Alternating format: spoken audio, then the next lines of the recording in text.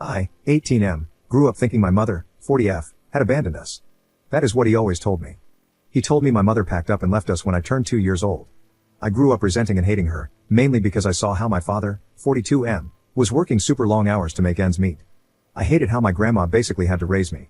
When I would ask her about my mother, my grandma painted a picture of a bitter, spiteful, hateful, spoiled, and entitled woman. I felt very justified in my anger and hate for her. That's what my family told me, and I had absolutely no reason to doubt them. A few weeks ago, I found her on social media while at my boyfriend's house, and I was furious. She was out there living her best life. She's a chef in a Michelin star restaurant. She travels, has a huge apartment, and apparently is married to a gorgeous man. In a fit of rage, I DM'd her, cursing her out for abandoning me to live her frivolous life and that karma would come to her. She obviously saw it, but instead of going off on me, she just asked me to meet her, and that she felt like I had a right to express my anger to her in person, and that she owed me as much. I was starstruck because my father said she never stood for the consequences of her actions. Without telling anyone, I agreed. She invited me to this amazing restaurant. She paid for an Uber for me and everything. It was awkward at the beginning. I kept berating her because I was so angry. I even cried a little. She just sat there and took it all in. I then asked her why she abandoned me. She said, "Do you really want to know the whole story? It's not nice, and you're definitely not going to like it.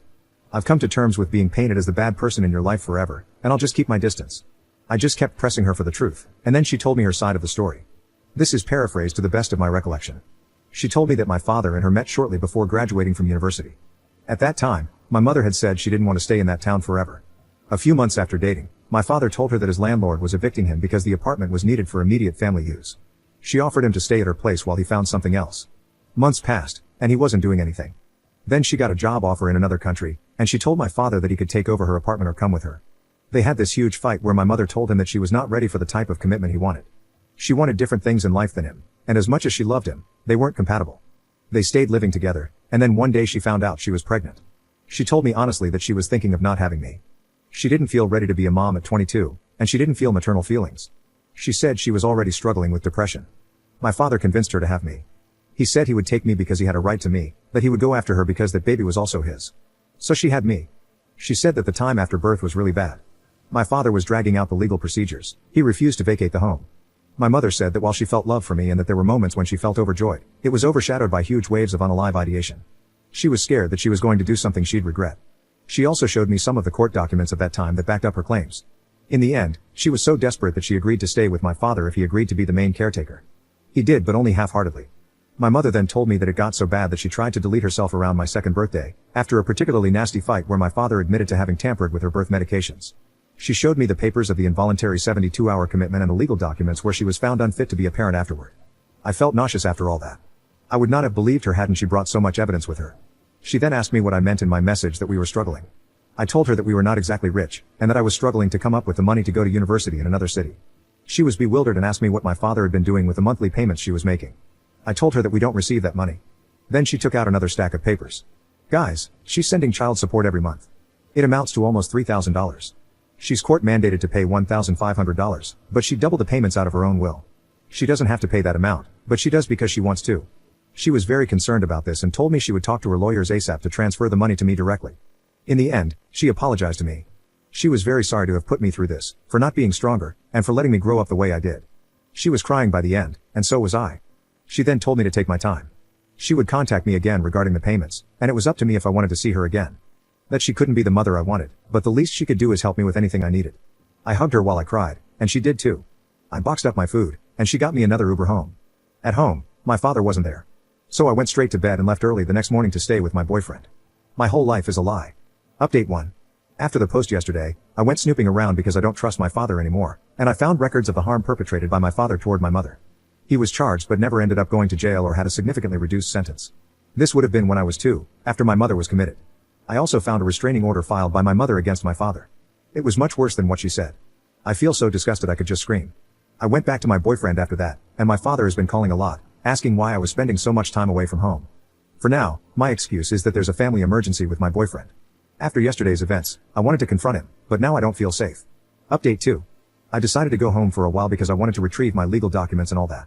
My father came back home, and we talked a bit. I just asked him, by the way, did mom never send you child support for me? My father scoffed theatrically and went on this rant about how the courts are always accessible to the mother and how they told him he couldn't expect anything from her and so on. He pulled that whole story of him begging her for money when he didn't have enough money for my school supplies, and her turning him down. I know this is a lie. My mother kept itemized records of all her money wires to my father every month since she had a job, meaning for over 15 years she has sent my father money. In the beginning, she sent him $400, then $600, then $1,000, and eventually $3,000.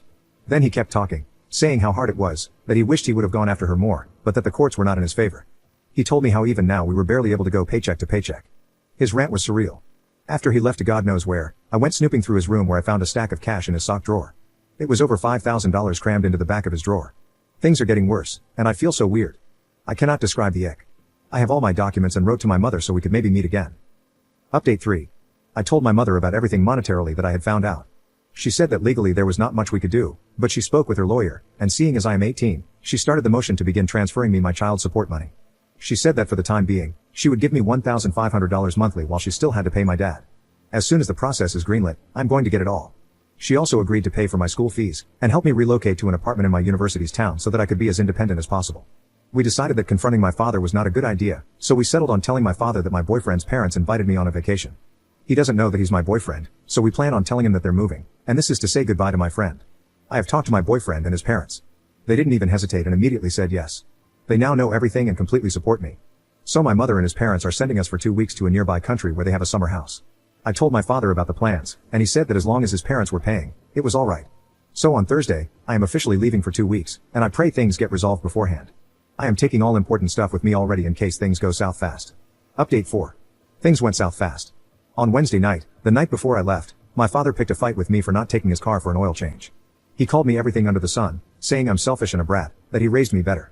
He then had my grandmother come and say how disappointed they were, that I wasn't mature enough to leave for a holiday, let alone move away for university. They kept me awake until 4 a.m. under the guise of a family meeting, basically just a reprimanding session of all I'd done wrong in my life. To be honest, I was demoralized. I was ugly crying and feeling awful. Thankfully, my boyfriend called because I hadn't answered several texts of his.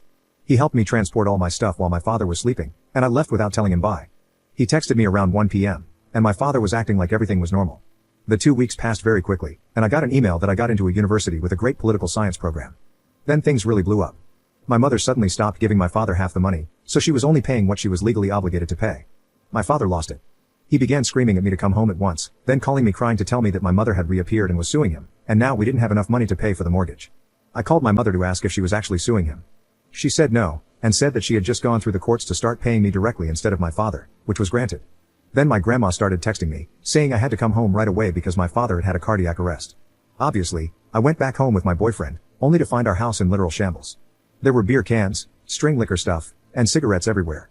Everyone that was betting that my father was using all the money on illegal substances and lavish stuff, congratulations, you were right. Apparently, when I left, my father decided to have a huge party, and he invited all these friends that he made in fancy bars. I know that because the lady that was in the hospital with my dad was his girlfriend apparently, and she didn't know about me. She kept talking about our house as his summer residence.